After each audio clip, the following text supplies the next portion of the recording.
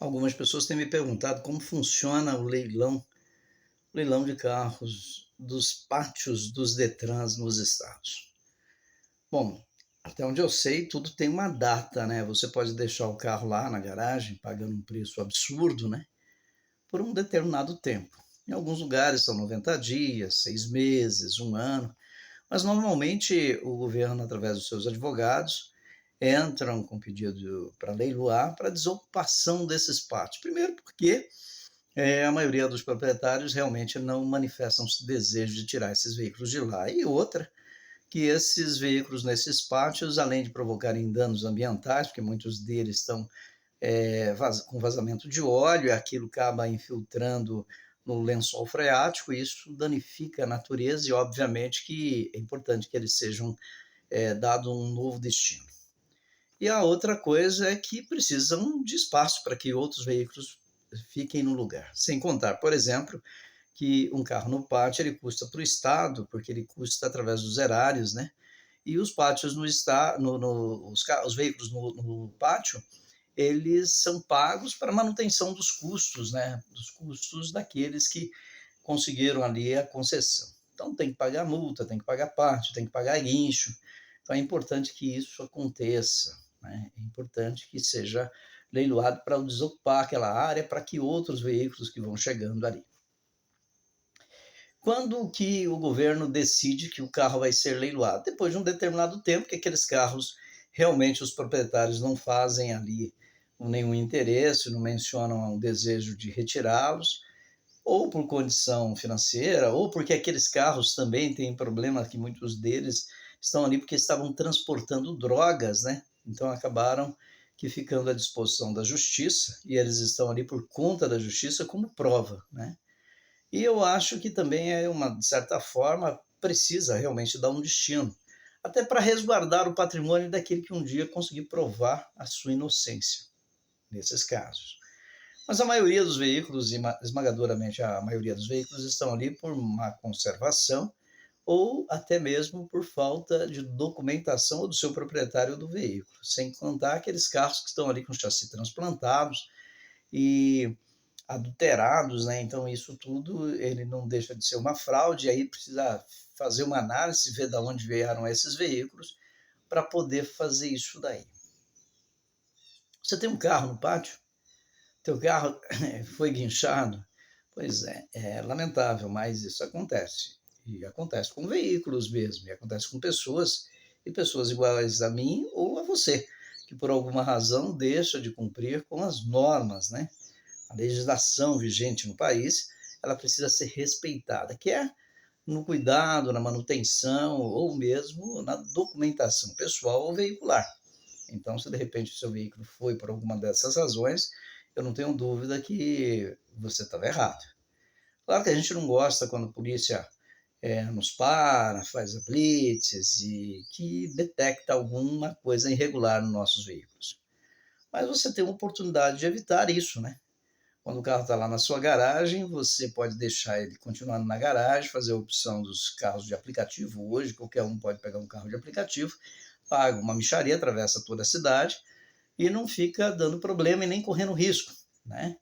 Porque tem alguns carros que o estado de conservação deles são tão ruins que a única coisa que ele provoca é pânico na população. Eles soltam fumaças que não acabam mais, morrem a qualquer momento, o pneu está totalmente gasto, não tem manutenção de suspensão, a qualquer momento pode quebrar uma barra de direção e invadir uma calçada, invadir um estabelecimento e causar atropelamento e até morte de pessoas. Então é importante que as blitz sejam feitas e é importante que esses veículos sejam retirados de circulação. Eu nunca tive um veículo retirado de circulação, eu já levei multa. Multa exatamente por pneus que estavam ruins. Já levei multa, por exemplo, porque a minha esposa ela estava sem cinto, né? Então, claro, aí a minha ex-esposa estava sem cinto de segurança e pior que ela ainda queria pagar de honesta, dizendo ainda para a polícia que ela tinha razão, que aquilo ali que ela acabou de colocar, ela já tinha colocado o cinto e todo mundo viu que ela colocou o cinto ali de última hora. Eu precisei até me interferir, porque, claro, o polícia representa o Estado e ali na condição de representante do Estado, A palavra dele vai valer sobre todas as demais. E até porque ele estava certo, que se estivesse errado, obviamente, eu também teria interferido que fosse lá para a delegacia e depois eu tivesse outros problemas, para mim pouco importa. Mas quando a pessoa tem razão, a gente tem mais é que dar razão a quem tem e não querer ter essa razão, né? Então a polícia tinha toda a razão e a gente acabou tomando uma multa lá numa caminhonete que eu tinha. Foi uma multa por falta de cinto em rodovia, e claro que aí a pontuação aumenta, tudo aumenta, né? Ela aconteceu muito simples. Nós entramos no veículo, quando entramos no veículo, antes de colocar o cinto, o telefone dela tocou, uma irmã dela ligando ela para dar atenção para a irmã, eu conduzindo o carro, não prestei atenção, e fomos indo, quando veio, chegamos na Blitz e estava lá a Blitz, e aí ela tentou de qualquer forma colocar o cinto, eu falei, já era tarde, e vamos arcar com aquilo que tem que ser. Então, nós também temos que entender que quando estamos errados, nós temos que cumprir a nossa parte, né? Eu sempre digo, quando eu estava no quartel, quando eu estava na ativa, eu sempre dizia para os soldados, para os cabos, e até mesmo para alguns colegas, sargentos e outros oficiais, era que a lei foi feita para todos, e todos tinham que estar debaixo do manto da lei e cumprir. E se não quisesse sofrer o peso da lei, que estivéssemos corretos, né? E quando a gente está incorreto, obviamente vamos ter que pagar o preço. É ruim? É claro que é. Eu sempre falo, a polícia pode até, de certa forma, ser benevolente e deixar passar para lá. Ele pode, não quer dizer que ele vai, né? Alguns colegas me dizem, mas o cara não é meu parente, né? Eu não vou fazer isso, não é meu irmão, não é um grande amigo, então eu não vou fazer. Eu acho que ele não deveria de fazer para ninguém. Mas, obviamente, nós todos sabemos que, independente da patente, farda que usamos ou força que representamos, é claro que a gente vai ser sempre benevolente com aqueles que são os nossos entes queridos. Goste você ou não, mas é assim que funciona, né? É assim, esse é o sistema, somos todos seres humanos, eu não vou multar minha mãe, eu não vou prender o meu pai, eu não vou fazer isso com o irmão, e não vou fazer isso com um grande amigo se eu posso fazer o contrário. Mas na prática comum é que nós realmente fazemos o auto do flagrante ali, da atuação, e notificamos a pessoa, e claro, ela vai receber uma pontuação na carteira, ela vai ter todo aquele negócio, né? Mas eu quero dizer para você que quando o seu carro for para o pátio, você precisa regularizar. Então, veja bem quais são as diferenças. Olha que complicador que é, né? Quando o carro vai para o pátio, você vai ficar à mercê do pátio. Digamos que o carro foi para o pátio porque o pneu dele estava gasto. A polícia olhou que 2, 3 pneus estavam ruins e decidiu que aquele carro seria guinchado. A palavra dele ali, só para você ter uma ideia, é superior a tudo. Até mesmo o comando dele, se ele quiser peitar, ele vai fazer valer o direito da palavra dele. Então não adianta contestar. O correto é não estar errado. Mas se você estiver errado, ele vai fazer cumprir a lei. Então, digamos, ele foi para lá por causa do pneu. Olha só, você poderia ter trocado o pneu numa borracharia, mas eu não recebi, eu estava sem grana. Pô, isso é coisa do brasileiro. O brasileiro é ferrado a vida inteira, né? E o que que acontece? Mas a lei e tal, não, a lei foi feita pelos caras que nós colocamos lá. Eles prestam ou não prestam, eles criaram essas leis para regulamentar. Você só nunca vai ver leis que façam com que um deputado, um senador, né, um Rodrigo Pacheco, por exemplo, seja obrigado a ser atendido no SUS, né? Isso você não vai ver nunca. Você vai morrer e nascer de novo e não vai ver isso aí, né? Um presidente da República como o Lula, por exemplo, agora gastando 2 milhões de reais por uma diária lá com o pessoal, que vai custar o nosso dinheiro. E ele vai ter uma defesa, pô, foi miserável, foi pobre, né, paupérrimo, vivendo lá naquele Nordeste brasileiro, passando fome, uma miséria desgraçada, aí quando ganha um dinheiro, ele vai sobressair, até porque é assim que funciona a esquerda, ela quer mostrar para a direita que a direita tem que pagar a vida da esquerda. Então ele vai continuar fazendo isso daí. Para mim está tudo bem. Você votou nele? Não votou? Quem sou eu para te dizer que você está errado? E quem sou eu para dizer que ele está errado? Então, se ele acha que está bom e você votou nele porque você concordou. E se você concordou e ele concordou, eu só me resta aceitar, né? Então, por exemplo, nós não estamos aqui falando de política, mas é assim que funciona.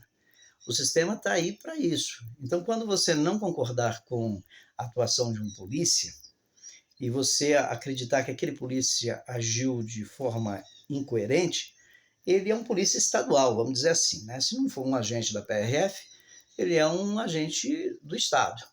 E quem é o cara que é o responsável por ele?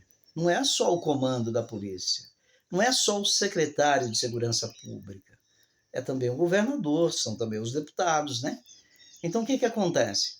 Você pode fazer política contra os caras, mas não faça contra o polícia, faça contra os caras, né?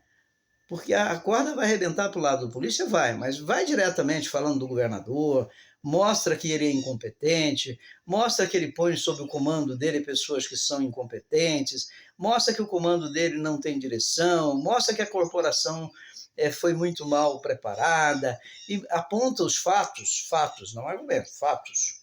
E aí você começa a destruir o nome de um governador, e quem sabe na próxima eleição você põe um cara que seja melhor do que ele, que vai mudar o comando da Polícia Militar, que vai mudar o comando dos quartéis e que vai fazer com lá na academia de formação desses soldados, sargentos e oficiais seja mais preparado, e aí você não tem um problema. Mas antes de você sair por aí dando com a língua nos dentes, faça a sua parte.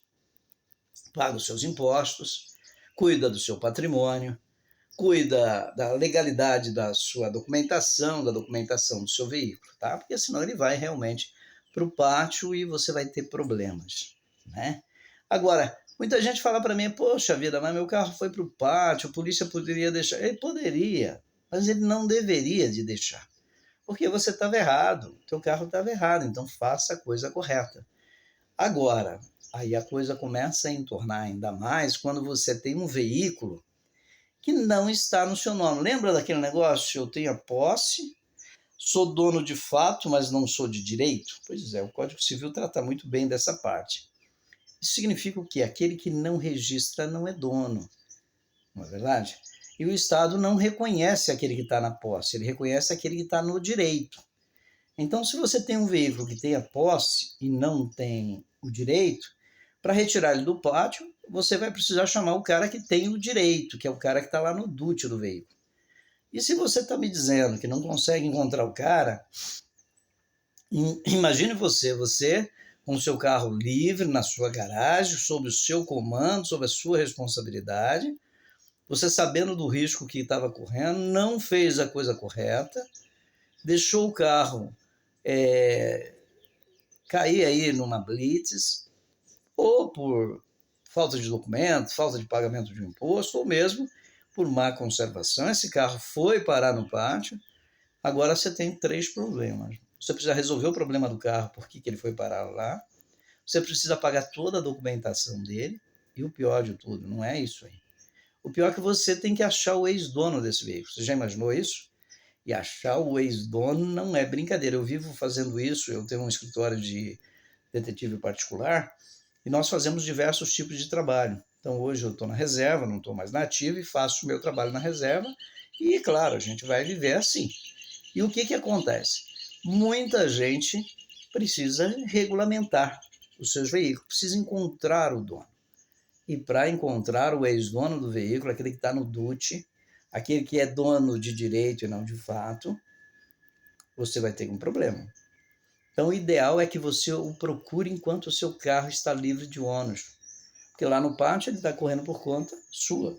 Ele está lá no pátio, às vezes tomando sol e chuva, sofrendo consequência das intempéries, queimando a pintura. Oxalá se não estão fazendo ali algum tipo de retirada de peças, que nós sabemos que nos pátios Brasil afora isso é uma prática que é recorrente, né? E depois você vai ter que provar para o dono do pátio que não foi você, e é muito difícil, porque nem ele sabe, às vezes entra uma pessoa lá, ele não tem um controle absoluto de 100% de todo mundo que frequenta aquilo lá, e de repente some uma peça, e o seu carro só vai sair de lá se estiver em condições de uso. Só para você ter uma ideia, se tem um farol que custa 2.000, seu carro foi para o pátio por causa de uma multa qualquer, ou de um pneu qualquer, e alguém tirou aquele farol, o seu carro não vai para a rua se aquele farol não for colocado. Então, aquilo que era 200, agora passou para 400, 600, 1.000, ponto na carteira e etc. E agora, mais o farol. Então, antes de acontecer isso, você tem que procurar o cara. Aí você vai falar para mim, mas você encontra o cara? Olha, veja bem, no Brasil, o ser humano não é obrigado a fazer regulamentação, atualização dos seus dados. O que nós vamos procurar é dados sobre essa pessoa, como telefone, endereços, trabalho, empresa que porventura ele tiver. Nós vamos procurar, por exemplo, um e-mail, caso ele tenha. E, obviamente, sabendo dessas dificuldades que as pessoas têm em regulamentar, em atualizar seus dados, nós também procuraremos por outros meios. E que meios são esses? Parentes. Então, muito provavelmente, eu também vou procurar por um parente dele. Então, se eu encontrar um parente, claro, eu vou te ajudar, certo? É claro que a gente cobra uma taxa aqui, existe um valor que a gente cobra e tem que cobrar mesmo. Nós não vamos trabalhar de graça para você, certo? E você vai ter que pagar, ou a mim ou a outro. Tomara que você pague para mim, tomara que eu consiga resolver o seu problema, porque esse é o meu problema, e esse é o seu problema, e essa é a minha missão, ajudar você a resolver o seu problema. E ajudar você a encontrar o ex-proprietário do veículo é a minha obrigação. Então é isso que eu vou fazer, tá certo? Eu cobro R$95 para fazer isso. E você estiver assistindo esse vídeo e conseguiu ficar até o final, você vai ganhar um bônus fantástico. Qual vai ser esse bônus? Eu vou fazer para você somente até o dia 31 desse mês. Até o dia 31, 19 ou 30, né? Nós estamos em setembro, mês 9, então acho que é 30. Então, até o final desse mês, último dia desse mês, eu vou fazer para você. Se você assistiu esse vídeo aqui, tá? Não é outro, não. É esse aqui. E conseguiu assistir até agora, até o final. Então, você vai ter um desconto significativo. Eu vou fazer para você por R$19,90. Tá ruim? Desde que você deixe o seu like, se inscreva no canal e deixe seu comentário. Manda para mim um print disso, você vai pagar R$19,90. Então você tem que assistir até o final, deixar o seu like, seu comentário, se inscrever, printar a tela fazendo isso e mandando para mim. Vai pagar R$19,90. Então, quer dizer, de 95, R$19,90. Tá ruim? Tá excelente. Um abraço. Até o próximo vídeo, se Deus quiser.